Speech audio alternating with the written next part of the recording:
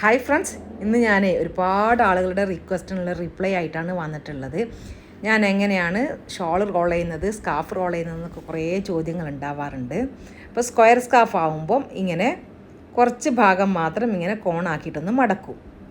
എന്നിട്ട് അതിന് നമ്മൾ മഫ്തയൊക്കെ ഇങ്ങനെ സാധാ മഫ്ത കുത്തുന്ന പോലെ കണക്കാക്കിയിട്ട് പിൻ ചെയ്ത് കൊടുക്കും. അതൊക്കെ നോർമലി ചെയ്യുന്നത് പോലെ തന്നെ. ആ സ്ക്വയർ സ്കാർഫിന് മാത്രമാണ് ഈ ഒരു മെത്തേഡ്. എന്നിട്ട് അവിടെ പിൻ ചെയ്ത് കൊടുത്തിട്ടാകുമ്പോൾ എല്ലാവർക്കും ചോദിക്കാനുള്ളത് എങ്ങനെ ഇങ്ങനെ കവറിങ് കിട്ടുന്നത് എന്നുള്ളതാണ്.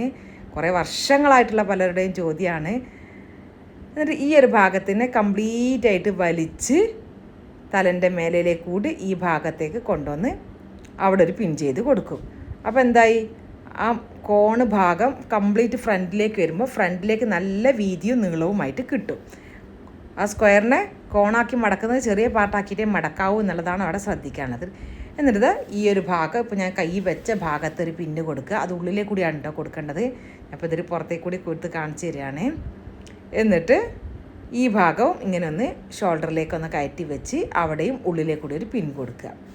അത്ര പണിയേ ഉള്ളൂ. അപ്പോൾ ഫ്രണ്ട് ഇത്രയും കവറായി, ബാക്കും ഇതേപോലെ തന്നെ കവറിങ് ആയി വരും. ഒരു ഇതിൻ്റെ ഉള്ളിൽ തന്നെ ഒപ്പിക്കേണ്ടതുകൊണ്ട് കറക്റ്റ് ഒന്ന് ലെവലാക്കിയിട്ട് പിൻ ചെയ്ത് കൊടുത്താൽ മതി.